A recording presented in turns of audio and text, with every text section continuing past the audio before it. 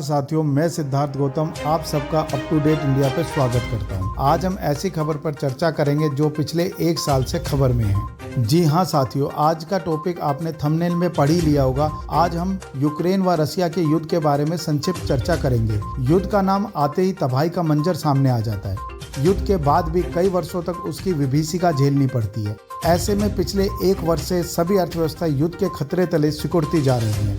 लोग परेशान हैं।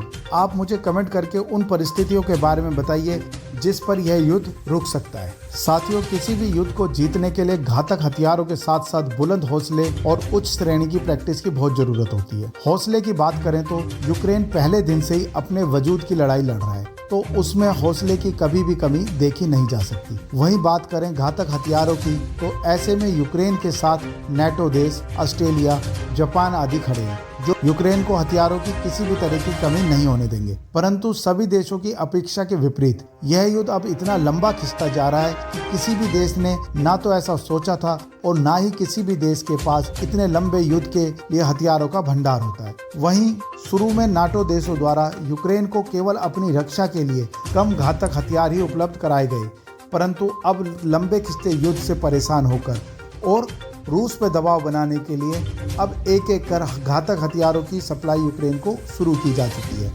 इस श्रृंखला में जब यूक्रेन के राष्ट्रपति ज़ेलेंस्की युद्ध शुरू होने से लेकर अब तक की अपनी केवल एक पहली विदेश यात्रा पे अमेरिका गए, वहाँ की संसद को संबोधित किया, तो अमेरिका ने भी अपना सबसे उन्नत सुरक्षा कवच यानी patriot air missile system Ukraine को देने का वादा किया।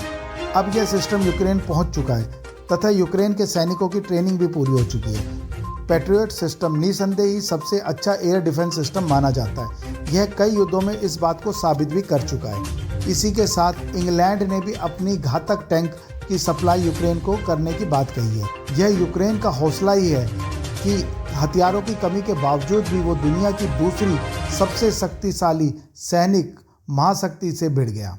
न केवल भिड़ गया बल्कि इस युद्ध में रूस को भी बहुत भारी कीमत चुकानी पड़ रही है। रसिया को सैनिकों की जान माल व हथियारों की बहुत ही हानि हुई है। रसिया ने युद्ध शुरू करते वक्त केवल इसे कुछ रोज का ही युद्ध समझा था, परंतु यूक्रेन के हौसले के आगे वो पस्त हो चुका है। परंतु अब अपनी अंतर्राष्ट्रीय छवि को बचाने के लिए एक से एक घातक हथियारों का इस्तेमाल कर रहा है।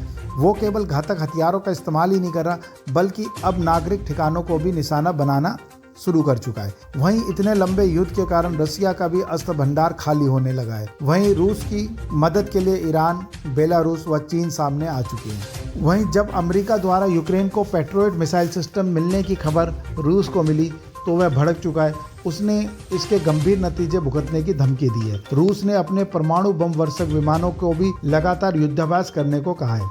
किसी भी तरफ से की गई जरा सी भी गलती वर्ल्ड को एक नया विश्व युद्ध की ओर धकेल सकती है। सभी देश इस कल्पना से अपने यहाँ युद्ध की तैयारियां जांच रहे हैं, किसी भी प्रकार की स्थिति से लड़ने के लिए तैयार हो रहे हैं। इस प्रकार एक विनाश सामने खड़ा है। साथियों, अगर आप चाहते हैं कि मैं इस युद्ध पे यूक्रेन और रूस का पक्ष रखते हुए एक डिटेल वीडियो बनाऊं तो आप मुझे कमेंट करके बताइए। धन्यवाद साथियों, आपने मुझे अपने कीमती समय दिया, इसके लिए मैं आपका आभार व्यक्त करता हूं और जल्दी नई वीडियो लेकर आप सबसे मिलता हूं। जब तक के लिए जय हिंद, जय भारत।